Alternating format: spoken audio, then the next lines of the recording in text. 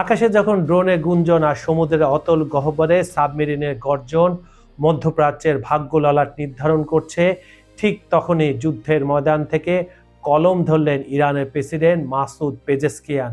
মার্কিন জনসাধারণের উদ্দেশ্যে লেখা এক আবেগপূর্ণ অথচ রণকৌশলী খোলা চিঠিতে তিনি এক চরম সত্যকে সামনে নিয়ে এসেছেন। যুদ্ধের বিভীষিকা যখন দুই দেশের দরজায় কড়া নাড়ছে, তখন এই চিঠি কেবল একটি রাজনৈতিক বার্তা নয়, বরং ইতিহাসের এক নাটকীয় মোড় হিসেবে দেখা দিচ্ছে।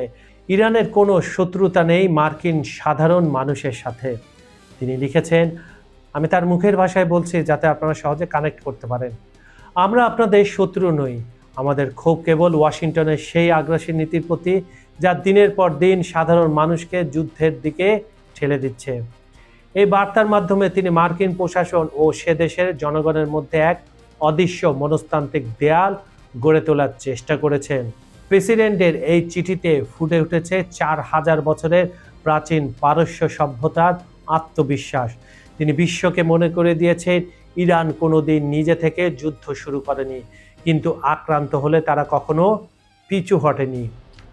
1953 সালের অভ্যুত্থান থেকে শুরু করে বর্তমানের ভয়াবহ বিমান হামলা, পেজেশকিয়ান মার্কিন আগ্রাসনের এক দীর্ঘ খতিয়ান তুলে ধরেছেন চিঠির প্রতিটি ছত্রে। তেহরানের দাবি অনুযায়ী এই যুদ্ধ কেবল সামরিক নয়, এটি একটি অসম অর্থনৈতিক ও মনস্তান্ত্রিক লড়াই। তিনি সরাসরি প্রশ্ন তুলেছেন মার্কিন করদাতাদের অর্থের অপচয় নিয়ে।